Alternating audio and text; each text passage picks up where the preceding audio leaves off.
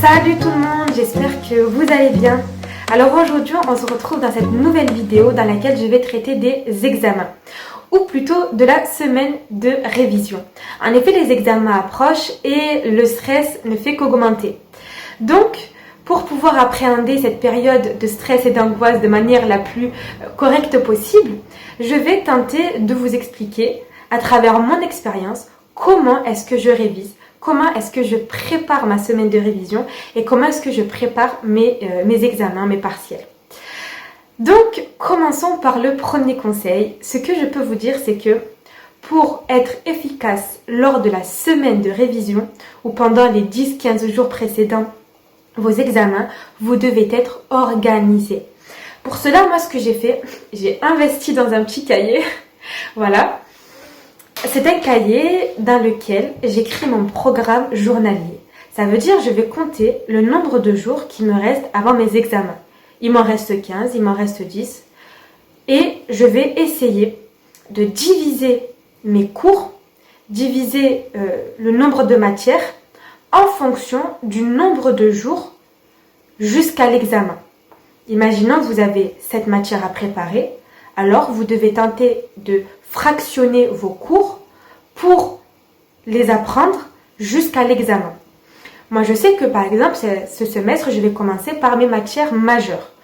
Il me reste 10 à 15 jours, donc ce que je vais faire, c'est que lors de cette semaine de révision, lors de ces 10 jours, j'ai pris mes cours et je les ai divisés d'abord au nombre de 7 jours.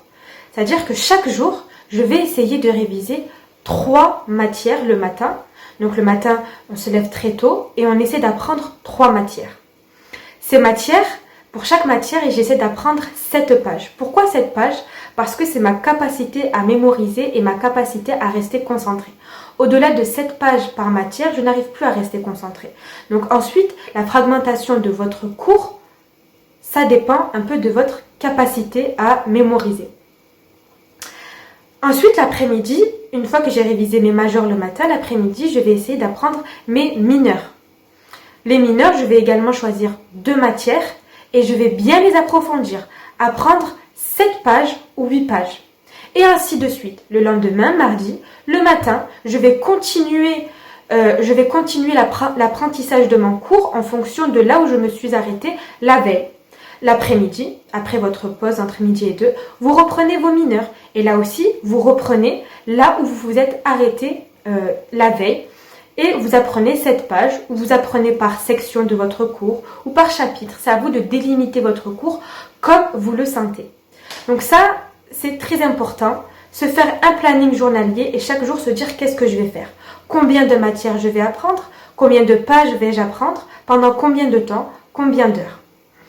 Pourquoi faire cela? Cela est important d'avoir un planning parce que ça vous permet d'avoir une marge de progression, de pouvoir visualiser votre progression, de ne pas faire impasse sur un chapitre et de savoir précisément là où vous vous en êtes arrêté pour que la veille vous puissiez reprendre là où du coup vous vous êtes arrêté. Ensuite, ce que je peux vous donner comme conseil, c'est se lever tôt le matin. Le matin, même si c'est difficile de se lever, mais l'apprentissage du matin est beaucoup plus efficace. Et le matin, on est beaucoup plus productive.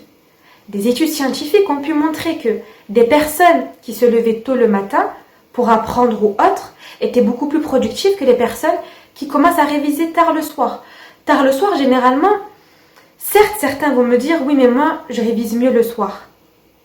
Mais le problème est que sur la durée, ceux qui apprennent le matin vont se rappeler des éléments et des connaissances qu'ils ont appris beaucoup plus longtemps que les personnes qui vont apprendre leur cours le soir. La durée de mémorisation du cours sera plus brève que si on révise le matin. C'est ce que je veux dire par là. On profite du soleil qui se lève, des oiseaux qui chantent et puis c'est parti pour une belle journée.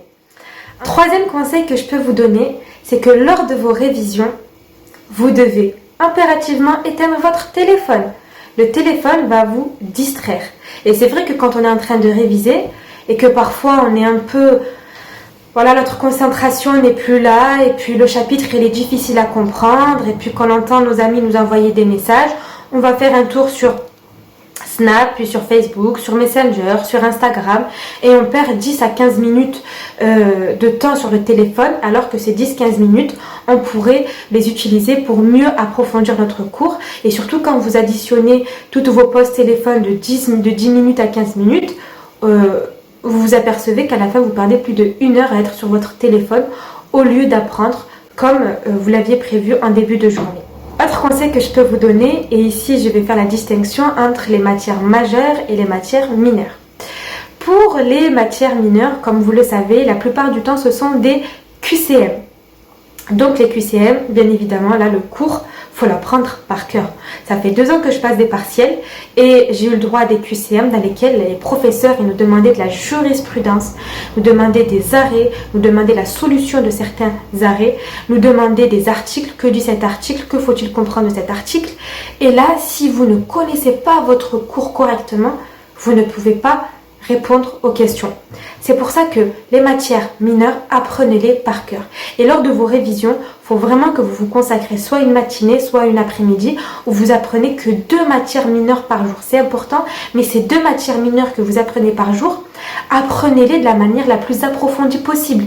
C'est-à-dire même si vous devez y consacrer 3, 4, 5 heures à réviser 2 matières mineures et que vous apprenez 7 pages de chaque matière mineure, ce n'est pas grave. D'accord ? Passez-y du temps. Dites-vous que plus vous passez du temps sur vos mineurs et plus ensuite la note sera à la hauteur de vos révisions et à la hauteur de ce que vous espérez avoir comme note. Donc les matières mineures, il faut vraiment apprendre. Mais au-delà de l'apprentissage par cœur, les matières mineures parfois font l'objet de questions de cours. Et là, les questions de cours, c'est vrai qu'il s'agit plus de questions de compréhension. Ce que vous devez faire ici, c'est que les matières mineures, au-delà du fait de les apprendre par cœur, dans les moindres détails, vous devez aussi comprendre ce que vous êtes en train d'apprendre. Comprendre, ça veut dire que vous êtes capable, une fois que vous refermez votre ordinateur ou votre cahier selon sur quel support vous travaillez, capable d'expliquer à vous-même ou d'expliquer à quelqu'un ce que vous avez appris. Par exemple, moi aujourd'hui, je travaille sur la cession de créances, la remise de dette, la novation, la compensation, et je sais que notre professeur nous a demandé que lors du QCM, il fallait comprendre ce qu'on est en train d'apprendre. Parce qu'on aura des questions de compréhension. Donc, je referme mon cahier, je referme mon ordi et j'essaie d'expliquer à quelqu'un ce qu'est la remise de dette, ce qu'est la cession de créances. Si je vois que je commence à bégayer, que je commence à me perdre dans mes explications, ça veut dire que je dois impérativement réouvrir mon cahier, réouvrir mon ordinateur et recommencer à apprendre. Donc même si c'est long à apprendre les matières à mineurs, mais faites-le, ne négligez surtout pas les mineurs. Parce que vous n'êtes pas à l'abri d'une mauvaise note pour les majeurs. Donc si les mineurs vous arrivez à avoir une bonne note, ça pourra toujours vous sauver et sauver votre semestre et votre année. Maintenant pour les majeurs. Alors les majeurs, déjà un point fondamental, vous devez connaître la méthodologie. Moi personnellement, j'ai accroché ici sur mon mur toutes les méthodologies. J'ai ici accroché la méthodologie du cas pratique, du commentaire d'article, du commentaire d'arrêt, de la note de synthèse, la manière dont je dois ficher mes arrêts. Le fait que vous accrochiez toutes ces méthodologies sur votre bureau vous permet chaque fois en allant réviser de relire ces fiches et à force de les relire tous les jours devant votre bureau, la méthodologie va rentrer dans votre tête. Et la méthodologie est très importante. Pourquoi ? Parce que elle est quand même là où les professeurs vont accorder le plus de points également. D'accord ? Une personne qui ne maîtrise pas la méthodologie du cas pratique, vous comprenez bien que le correcteur n'aura même pas envie de lui mettre une bonne note, puisque la forme n'y est pas. Donc attention, la forme doit être correcte et le fond également. Les deux marchent de pair. Au niveau des apprentissages, ici, sincèrement, le par cœur ne sert strictement à rien du tout. Vous devez connaître votre cours de manière à pouvoir le réexpliquer à quelqu'un. Vous devez connaître votre cours dans les grandes lignes. Ça veut dire connaître les grands principes. Prenons le cas de la responsabilité pénale. Dans cette matière, vous devez être capable de connaître ce qui est le principe de l'égalité, principe de la légalité des peines. C'est la substance même de cette matière. Après, s'intéresser aux détails, Ici, je pense sincèrement pas que lors de votre commentaire d'arrêt, lors de votre cas pratique, vous allez pouvoir utiliser ces détails. Vous devez surtout connaître le fond de la matière, c'est-à-dire les grandes lignes directrices qui vous permettront ensuite de construire un plan ou construire votre cas pratique. En plus de cela, chose obligatoire, vous devez connaître les grands arrêts. Les grands arrêts qui sont un peu les moteurs de la matière que vous êtes en train d'apprendre. Par exemple, si vous êtes en responsabilité pénale, il y a des arrêts qui sont très importants à connaître. Si vous êtes en responsabilité civile, il y a des arrêts qui sont très importants à connaître. L'arrêt Bootshop, par exemple. Si vous êtes en administration, également, là, vous devez mobiliser les plus grands arrêts. Donc, ce que vous faites et ce que moi aussi je fais, c'est que je me prends des mini-feuilles Bristol et je me fais une fiche d'arrêt des arrêts les plus importants. Par exemple, l'arrêt Bootshop, je me fais les faits, ensuite je mets la question de droit et je mets la solution. Pourquoi? Parce que lors de votre commentaire d'arrêt, connaître ces grands arrêts vous permettront de confronter le commentaire de l'arrêt que vous êtes en train de faire avec les arrêts que vous connaissez déjà. Toujours dans ce conseil, ce que je peux vous conseiller de faire, c'est vous faire une petite fiche Bristol dans laquelle vous allez essayer de récapituler votre séance de TD. Le rappel des faits, si vous avez travaillé sur des arrêts, que vous aviez un commentaire d'arrêt à faire, vous devez vous faire le plan de ce commentaire d'arrêt, essayez de voir le plan que vous a proposé votre professeur, comment est-ce qu'il a amené le plan, comment est-ce qu'il a fait l'introduction, comment est-ce qu'il a également structuré son plan, et essayez vous aussi lors de l'examen de faire un plan qui soit non pas similaire à ce qu'a fait votre chargé de TD puisque vous n'avez pas le même sujet, mais essayez de faire un plan dont la structure, dans la pertinence, ressemble à ce qu'a fait votre chargé de TD ou bien votre professeur. Autre conseil que je peux vous donner et que j'estime être très important, c'est l'entraînement. Il est impératif, même fondamentalement important, de s'entraîner. Qu'est-ce que je veux dire par là? C'est qu'une fois que vous avez terminé la phase d'apprentissage, que vous connaissez votre cours très bien, vos arrêts, vos articles, vos jurisprudences. Maintenant, une fois que cette première étape est finie, vous devez vous entraîner. Vous entraîner à faire des commentaires d'arrêt, à faire des fiches d'arrêt, à faire des introductions de la note de synthèse, de la dissertation, du cas pratique. Pourquoi? Parce qu'on a tendance à croire que parce qu'on connaît notre cours sur la pointe des doigts, que à l'examen, on aura une bonne note. Et là, je pense que vous en avez déjà fait les frais. Combien de fois vous avez cru avoir une bonne note parce que vous connaissiez votre cours par cœur et au final, le résultat ne reflète pas le temps de révision, ne reflète pas la note que vous pensiez avoir. Et je pense que moi, sincèrement, le défaut est que l'on ne s'entraîne pas assez. Donc, une fois que vous avez fini cette phase d'apprentissage et que vous êtes sûr que vous connaissez bien votre cours et que vous voulez savoir si devant un cas pratique ou devant un commentaire d'arrêt, vous allez savoir mobiliser vos cours. Vous demandez à vos chargés de TD de vous envoyer des sujets, des commentaires d'arrêt, des cas pratiques, ou bien même vous pouvez trouver des sujets sur Talos Bibliothèque, sur Internet très facilement. Vous vous mettez en condition d'examen avec une petite montre, un petit cahier, avec un petit brouillon en tout cas, et vous essayez de faire le sujet en 3 heures. Ou bien vous essayez, si vous avez du mal à faire l'introduction, à vous entraîner à l'introduction du commentaire d'arrêt.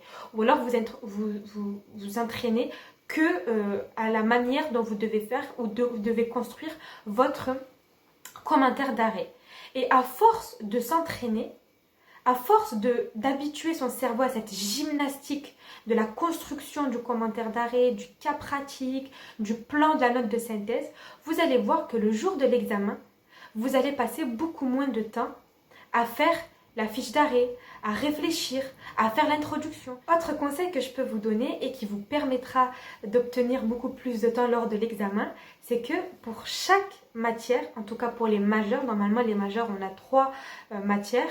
Cette année par exemple pour moi qui suis en 2e année, c'est responsabilité administrative, responsabilité civile et responsabilité pénale. Pour chaque chapitre de ces cours, vous devez déjà préparer en amont des citations. Ça vous permet de gagner du temps lors de l'examen. Vous préparez des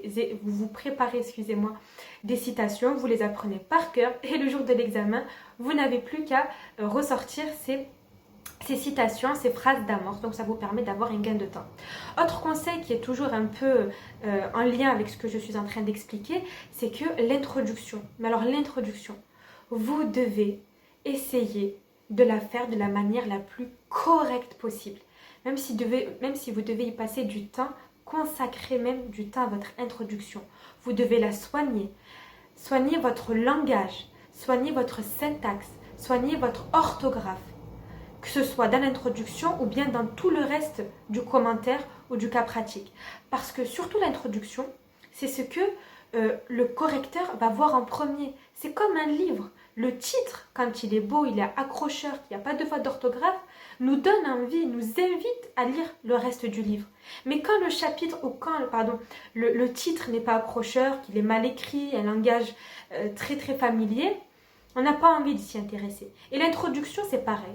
Quand vous la soignez, que vous utilisez un bon vocabulaire, que vous utilisez une syntaxe qui est correcte et que vous ne vous faites pas trop de fautes d'orthographe, je vous garantis que là, vous pouvez avoir déjà 12-10. Ensuite, si vous voulez être sûr, si vous voulez savoir si vous avez correctement appris votre cours, ça c'est quelque chose que je fais tout le temps et que j'ai déjà un peu expliqué dans le début de ma vidéo.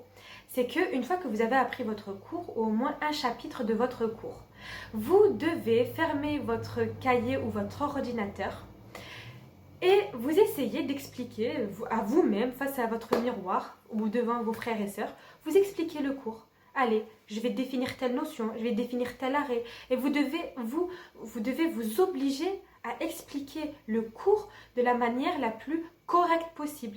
Comme si votre correcteur était devant vous et qu'il est en train de vous noter et qu'à la fin de votre prestation, il va vous attribuer une note.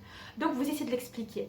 Si vous voyez que votre cours, vous n'arrivez pas à l'expliquer, c'est qu'il y a un problème, vous devez retourner à vos révisions. Et même scientifiquement, cela a été prouvé que l'apprentissage commence déjà quand on assiste au cours. Le fait d'assister au cours permet d'enregistrer le cours. Ensuite, vous devez chez vous apprendre le chapitre, apprendre la section, apprendre le cours. Et après, on a tendance à croire que parce qu'on a fait une fiche d'arrêt, qu'on a fiché notre cours et qu'on l'a appris, on pense qu'on le connaît. Mais pour vraiment que cette intuition soit vraie, vous devez fermer votre cours et essayer de l'expliquer à quelqu'un ou bien à vous-même. Et ce n'est que quand vous allez y arriver que là, vous allez connaître votre cours à 100%.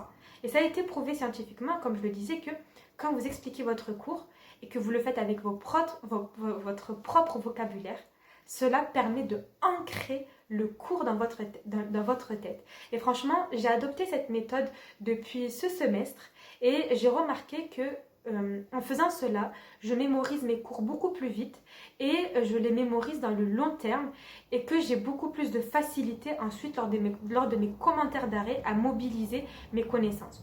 Donc je pense que voilà, c'est une méthode que j'ai moi-même adoptée et que je pense qu'en vous la partageant, elle vous permettra également d'avoir de bonnes notes.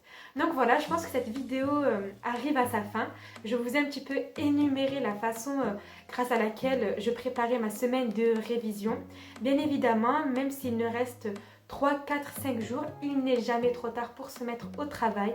Apprenez votre cours, apprenez vos chapitres et n'abandonnez rien, même si l'examen approche. Ne vous laissez pas envahir par le stress. Organisez-vous correctement avec un temps de repos. Réveillez-vous toujours le matin et vous allez voir que le jour de l'examen, vous allez connaître votre cours et que vous allez être prêt et que vous ne serez pas stressé. Et sur ces belles paroles, moi je vous dis au revoir. J'espère que ma vidéo vous aura plu. N'hésitez pas à la partager, n'hésitez pas à liker et à vous abonner. Au revoir!